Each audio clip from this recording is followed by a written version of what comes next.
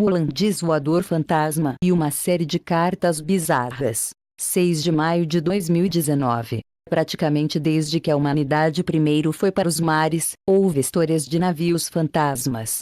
Estes navios fantasmas deslizam sobre as águas do nosso mundo, surpreendendo aqueles que os veem e gerando todo tipo de lendas e contos, incutindo admiração e medo onde quer que vão. Alguns desses navios fantasmas se tornaram acessórios persistentes do folclore e frequentemente se situam entre o reino do real e o do mito puro. Um dos mais notórios desses navios espectrais tem sido visto há muito tempo pelos marinheiros ao longo dos séculos, e que figura proeminentemente em numerosos avistamentos e relatos estranhos. Talvez os navios fantasmas mais famosos e de fato lendários que supostamente navegam em alto mar sejam os que são comumente conhecidos como holandês voador. Seu conto remonta ao século XVII, no meio do auge da Companhia Holandesa das Índias Orientais, quando começaram a aparecer relatos de um misterioso navio fantasma que frequentemente aparecia em tempestades e que parecia aparecer ou desaparecer à vontade, muitas vezes relatado como brilhando ou sendo tripulado por uma tripulação espectral. O navio era mais comumente avistado no Cabo da Boa Esperança da África do Sul, mais rápido do que qualquer navio conhecido, e acumulou uma reputação sinistra como sendo dotado de vários poderes malévolos, como a capacidade de causar tempestades ou amaldiçoar quem quer que fosse olhe sobre ele. Sua aparência é um presságio de desgraça, e disse que está preso em um limbo de rondar eternamente os mares até o fim dos tempos. Uma das primeiras referências literárias do Fling do Tishman vem de Uma Viagem para Botany Bay, 1795, em que o pioneiro australiano George Barrington escreve: "Eu costumava ouvir falar da superstição de marinheiros a respeito de aparições e desgraça, mas nunca dava muito crédito ao relatório. Parece que alguns anos desde que um homem de guerra holandês foi perdido no Cabo da Boa Esperança, e todas as almas a bordo morreram. Seu consorte resistiu ao vendaval e chegou logo depois no Cabo. Tendo reformado e retornado à Europa, foram atacados por uma violenta tempestade quase na mesma latitude. Durante a vigília da noite, algumas pessoas viram, ou imaginaram ter visto, uma embarcação em pé sob as velas, como se ela fosse atropelá-las. Uma em particular afirmou que era o navio que naufragara no antigo vendaval, e que certamente deve ser ela ou a aparição dela. Mas, ao clarear-se, o objeto, uma nuvem escura e espessa, desapareceu. Nada poderia afastar a ideia desse fenômeno nas mentes dos marinheiros. E, relatando as circunstâncias em que chegaram ao porto, a história se espalhou como fogo selvagem, e o suposto fantasma era chamado de holandês voador. Do holandês, os marinheiros ingleses tiveram a paixão, há muito poucos indianos, mas o que tem alguém a bordo, que finge ter visto a aparição. O navio ao longo dos séculos tornou-se uma lenda, temida pelos marinheiros que o viam como um mau presságio, e foi esporadicamente observada ao longo dos séculos até os dias de hoje, sendo avistada além do horizonte da África do Sul e tão longe como a Austrália.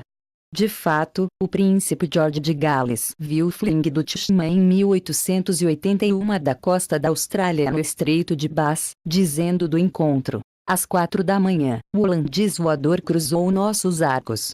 Uma estranha luz vermelha, como a de um navio fantasma todo incandescente, no meio da qual os mastros e velas de um forte a 200 metros de distância se destacavam em forte relevo quando ela subiu na proa do porto, onde também o oficial do navio. O vigia da ponte a via claramente, assim como o guarda-marinha do Tombadilho, que foi enviado imediatamente para o castelo de proa. Mas ao chegar não havia vestígio nem sinal algum de qualquer nave material que pudesse ser vista perto ou imediatamente no horizonte, a noite sendo clara e o mar calmo. 13 pessoas a viram ao todo. Uma série de avistamentos muito intrigantes foi mencionada no site Anomaly Info e no podcast Weird Darkness, e nos chega da edição de setembro ou outubro de 1915 do United States Naval Institute Proceedings, na qual John H. Moody compartilhou um pacote de cartas antigas de família descrevendo uma correspondência bizarra entre um parente dele e um primo que fora tenente da marinha na costa africana e que cobre um período de tempo entre 1840 e 1860. Enterrado dentro dessas cartas é uma troca interessante entre os dois em 1842, que começou com um suposto avistamento de um navio fantasma do brig de guerra do tenente, que apareceu fora de uma tempestade e navegou a toda velocidade à frente, com suas velas cheias contra o vento.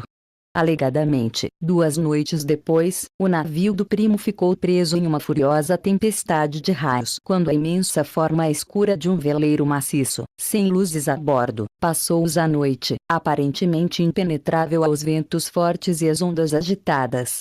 Foi brevemente iluminado por um flash de iluminação e depois desapareceu. Naquela mesma noite, o mestre da navegação desceu com uma febre que ameaçava a vida, e balbuciou sobre como eles tinham visto o holandês voador e estavam, portanto, condenados. Uma semana depois, o navio fantasma foi visto novamente a certa distância, quando o tempo estava claro, mas houve uma súbita tempestade que pareceu congelar apenas ao redor dele sem tocar o mar ao redor, e que pareceu esbofetear a coisa estranha do rosto do oceano, após o que desapareceu mesmo quando o tenente assistiu através de um vidro espião. Ele mencionara que as janelas da nave misteriosa e da seção frontal pareciam ter sido atiradas para fora, e que uma névoa havia seguido em sua esteira. Curiosamente, as cartas continuam a contar uma história do carteiro do navio, que afirmou que seu tio uma vez encontrou o holandês voador e que poderia ser ferido com uma bala de canhão feita de prata.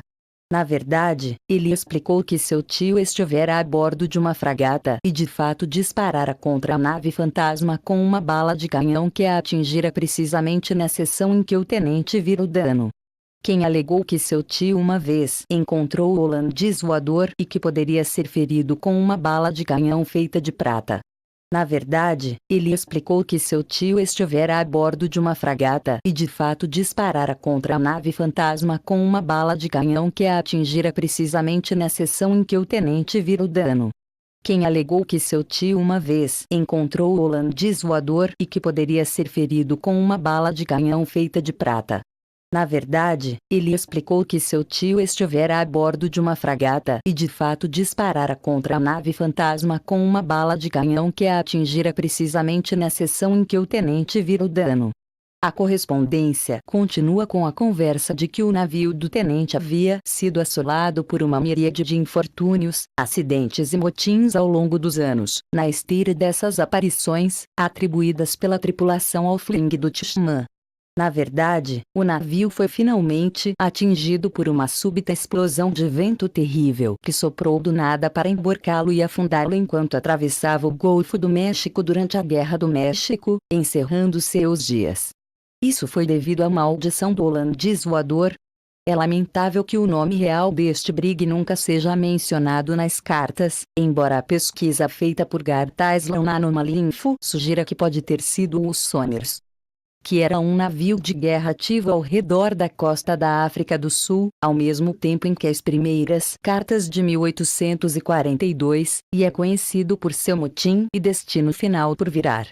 Estranhamente, as letras não foram mencionadas por Moody até 1915, muitas décadas após os supostos acontecimentos, e isso é um pouco uma história sinistra em si, como Moody diria que ele tinha visto algo que o aterrorizou tanto que ele sentiu não poderia mostrar essa conta para o mundo até anos depois.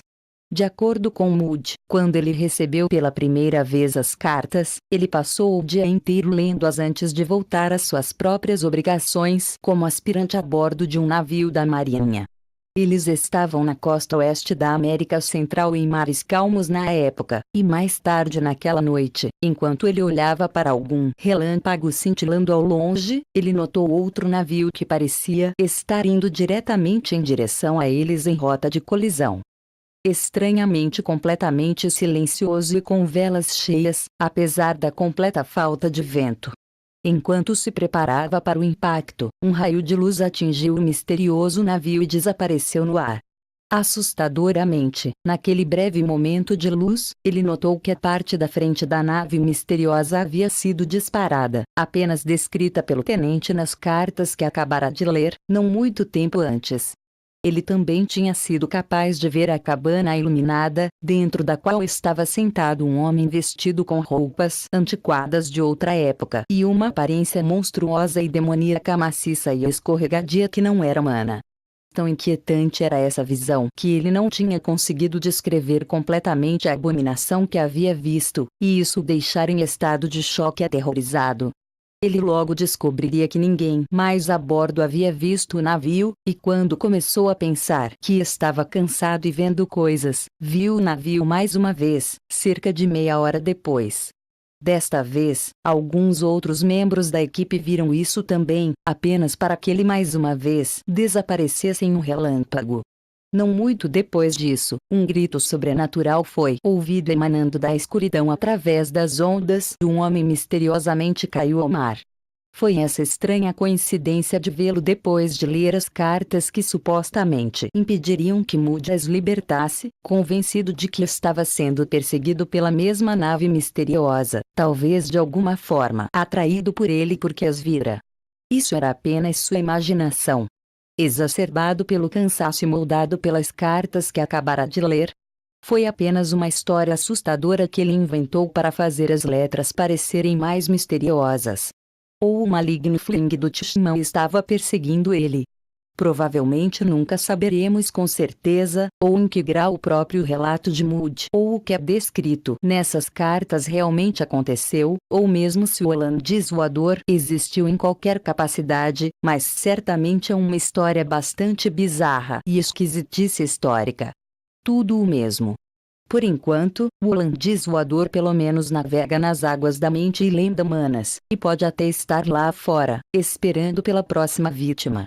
Ou até que ponto o próprio relato de Moody, ou o que é descrito nessas cartas, realmente aconteceu, ou, na verdade, se o holandês voador existiu em qualquer situação, mas certamente é uma história bastante bizarra e uma singularidade histórica. Por enquanto, o holandês voador pelo menos navega nas águas da mente e lenda humanas, e pode até estar lá fora, esperando pela próxima vítima. Ou até que ponto o próprio relato de Moody, ou o que é descrito nessas cartas, realmente aconteceu, ou, na verdade, se o holandês voador existiu em qualquer situação, mas certamente é uma história bastante bizarra e uma singularidade histórica. Por enquanto, o holandês voador pelo menos navega nas águas da mente e lenda humanas, e pode até estar lá fora, esperando pela próxima vítima.